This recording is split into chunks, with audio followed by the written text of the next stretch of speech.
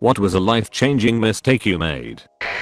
Quitting a great job with huge advancements when I was 19 because a girl. The job took me out on the road for 2 to 3 weeks at a time and I didn't want to leave her for that long at the beginning of our relationship. That was dumb. It took me 8 years to make that much money again, and that girl dumped me after 5 months of dating. My ex-boyfriend quit his job right before college to spend more time with me. Everyone, including me, told him that was dumb. He also chose not to work the first year of college and was always complaining about not having money. No offense, but you were the excuse to quit and not have that responsibility. Lucky you. That's probably true. He did find work later, but from what I hear about him now, I dodged a major bullet. I'm glad. From now on, seek out others who become more by knowing you, and others who make you be more than you are now. Good luck out there. I hope that in some far off future fortune cookies or their equivalent have ancient quotes from the internet with the username cited. From now on, seek out others who become more by knowing you, and others who make you be more than you are now. Good luck out there. I'm married now, so I think it worked out. Heading home after a nice motorcycle ride on a Sunday evening. Decide on a whim to take a small 10-minute detour because it was one of the last days of the year with nice weather. Crashed into the side of a van with 80 km/h that didn't give me the right of way. Spent 12 days in intensive care. Ended up with persistent health problems and a reconstructed shoulder which left me partially disabled and unable to do sports, lift anything serious, etc. It was a nice ride though. I recommend motorcycles to no one. I have not known a ton of riders in my life, but of those I have known, a staggering percentage have suffered serious consequences including several deaths. Not to sound callous, but every rider knows the risk if they aren't a complete moron. I fully realize that every time I put my leg over my bike and ride it could be the last thing I do. To me the reward I get from riding is worth the risk. It's my first hobby. I've ridden since I was 4 and life without riding is boring. Luckily I've yet to experience a serious accident on the road. Dirt is a different story. Behind a set of handlebars is my happy place. There's no problems from daily life, no stress about work, or bills, or anything other than being in the moment. I can complete zone out on what I'm doing, the next downshift, my braking point, trail braking into my turn-in point, making a smooth arc, rolling on the gas as I stand it up, and finding the next corner. It relaxes me and invigorates me like nothing else I've ever found. I'd rather go out doing something I love than survive in fear. Trying to foster unhealthy relationships with a girlfriend, friend, or even family member out of a fierce sense of loyalty despite it being toxic to my life. Yup, I realized I was accommodating all sorts of in my life because I'm loyal to a fault. The turning point was realizing I'm a grown adult and letting people push and pull me wasn't noble. It was just keeping me from enjoying my life and choosing where to go with it. I'm still loyal and forgiving. I just don't let myself be taken advantage of or manipulated anymore. Yup.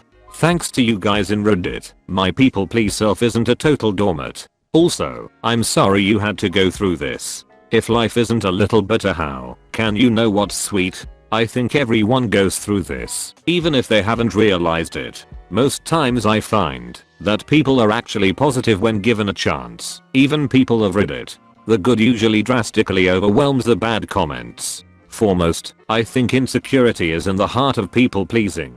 I know because I have it. I'm naturally shy, was bullied a lot in elementary school, and parents divorced at 5. There's a fear of isolation, being abandoned, etc. All boils down to whether or not you are okay being alone. Whether you, alone, are good company. How others may perceive you, and how you value yourself. If you don't have a partner, you existing makes me happy. What a good people pleaser you are.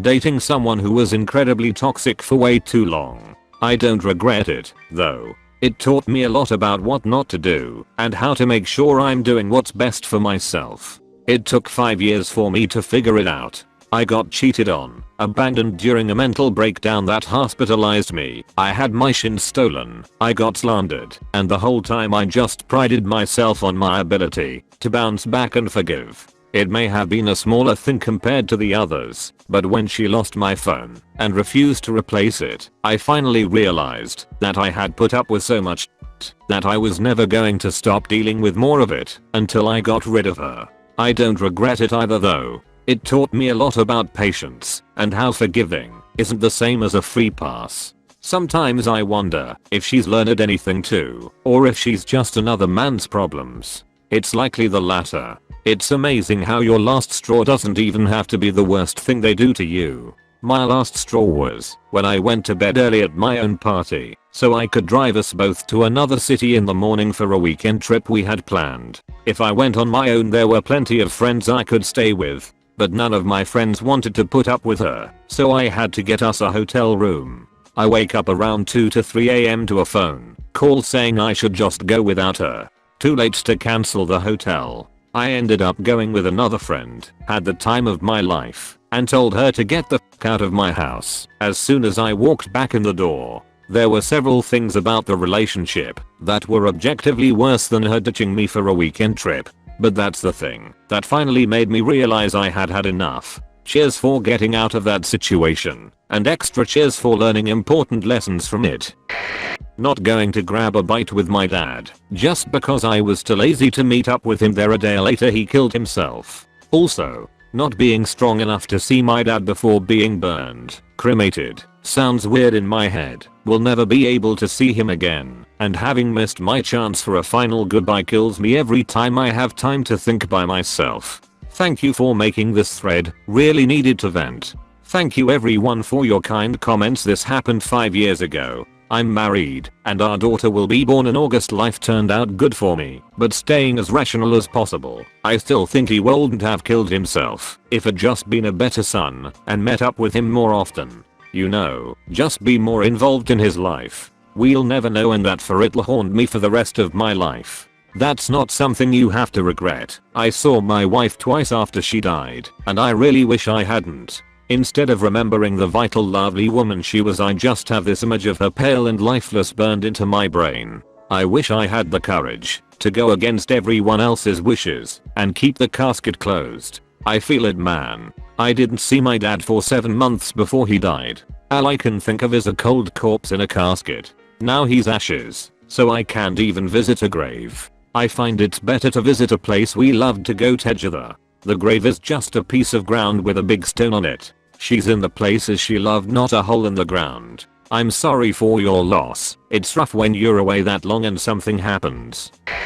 In my mid-20s I was dating and living a wonderful woman, but I was extremely immature and did a terrible job of keeping my life in order and keeping up decent employment. She gave me so many chances to get my shit together, but time and time again I would just be a useless lump, and she eventually broke up with me and kicked me out. I had to go live with my parents. I completely changed after that. Video games became something I did after all my responsibilities were met, not something that kept me from them. I stopped smoking weed for a while so I could land a reliable job, even though the one I found ended up not drug testing me. I started saving money because I couldn't stand living with my parents. Eventually my ex and I reconnected, and we eventually moved back in together. We ended up getting a new place that was ours. I had moved into her place, and things just kept getting better. We are now married and home we are winners, and I'm waiting to hear about an even better job opportunity.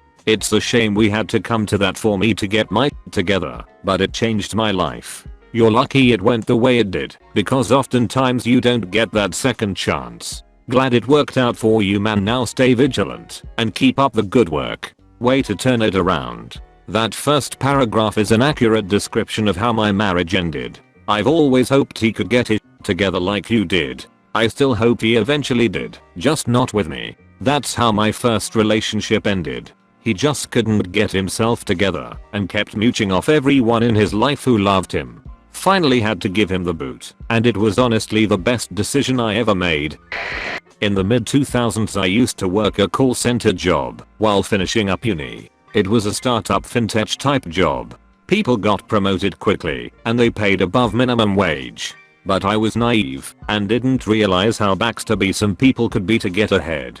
I carpooled with who I thought was a friend until he started secretly recording our conversations in the car to curry favor with my managers. Thinking I was safe, I was honest about my feelings about certain things at work, and sure enough he played the recordings to my bosses, and soon after I noticed a change in how I was being treated. They let me go with severance when I caught onto the fact that I was being asked to train my replacement. This led to about 10 months of unemployment with employment insurance and me finding a much better paying job. It was a blow, but I learned from it, and I'm glad I'm not stuck in what is ultimately a dead-end call center job, no matter how they spin job titles. Wow, what a snake. I was young and naive. I still have no clue what his purpose was to get me let go outside of earning brownie points. I did do my job well and didn't have to put in the overtime. He tried to do some nights and this may have annoyed him, as he's the type who likes to stay late to show that he's a hard worker.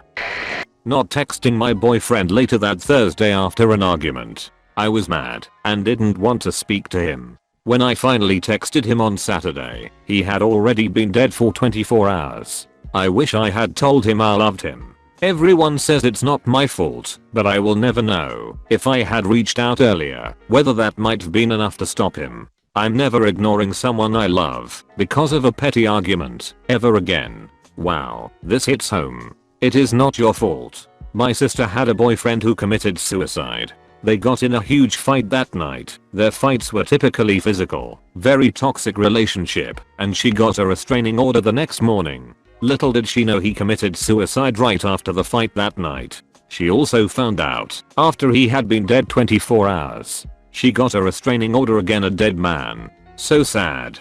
But do not blame yourself. There is nothing you can or cannot do to make someone kill themselves. No need though to bash the person who committed suicide.